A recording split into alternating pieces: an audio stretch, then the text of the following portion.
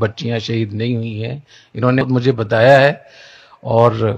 میں نے ان سے یہ نہیں کہا کہ آپ میری حمایت میں ایک ویڈیو جاری کریں۔ اگر وہ سمجھتے ہیں کہ اس فتنے کو ختم کرنا ہے، یہ اس کی حقیقت آشکارا کرنی، تو ان کو خود چاہیے۔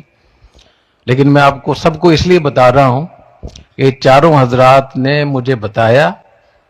اور ان چاروں حضرات کو پوری حقیقت معلوم ہے۔ ایسے مولانا عبدالغفار صاحب، مفتی فاروق صاحب، قاضی ظہور احمد علوی صاحب، مولانا نذیر احمد فاروقی صاحب، قاضی عبدالرشید صاحب تو فوت ہو گئے، ان کے جو داماد ہیں، ان کے لوگ ہیں، ان کو بھی معلوم ہے، مفتی محمد صاحب بھی اس بات کے گواہ ہیں۔ اسی طریقے سے جو کمیشن بنا تھا وہاں تحقیق کے لیے سپریم کورٹ کی طرف سے،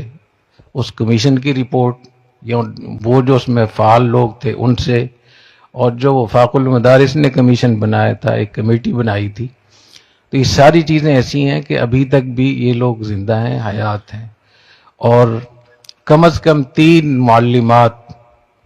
جامعہ حفصہ کی، ان کے میرے پاس میسیج موجود ہیں، تو میں نے ان کو حتی الامکان میں کوشش کر رہا ہوں، چونکہ خواتین کے وہ میسیج ہیں تو میں ان کو اس وقت میں بتاؤں گا، اگر خدا نخواستہ کوئی اس پہ کوئی انکار کرتا ہے۔ اور ان میں بعض معلمات ایسی ہیں جو ابھی بھی پڑھا رہی ہیں، اس وقت میں بھی وہاں معلمات ہیں۔ تو میں آپ کو اتنی تفصیل سے اس لیے بتا رہا ہوں کہ جس بنیاد کے اوپر 400 سے زیادہ خودکش حملے ہوئے، 80,000 سے زیادہ لوگوں کو شہید کیا گیا، اور پورے ملک کو برباد کیا گیا، نوجوانوں کو تباہ کیا گیا، نوجوانوں کو گمراہ کیا گیا، اس سے خوارج کے نظریات کو پرموٹ کیا گیا، داعش کو سپورٹ کی گئی، اور اتنے بڑے پیمانے پر افراتفری اور نظریاتی خلجان اور خدشات اور معتزلہ اور خوارج کے جو گمراہ عقائد تھے وہ یہاں چلائے گئے،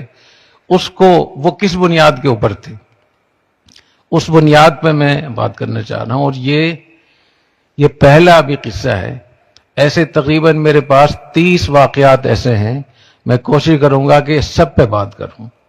تو ابھی یہ ایک ٹریلر میں دکھایا ہے تھوڑا سا آئی سمجھ میں، لوگ مجھے بہت منع کر رہے ہیں، لیکن میں یہ سمجھتا ہوں کہ اس سادہ قوم کو، اس معصوم اور مجذوب قوم کو، اس ناواقف لوگوں کو، اور ایسے سادہ بزرگوں کو کوئی تو ہو بتانے والا۔ کوئی نوجوان کسی کے پاس بات آ جاتی ہے، وہ جا کر کسی بزرگ کے پاس جا کر روتا ہے کہ حضرت آپ کو نہیں پتا لال مسجد کی بچیاں تو ناجائز بچے جن رہی ہیں۔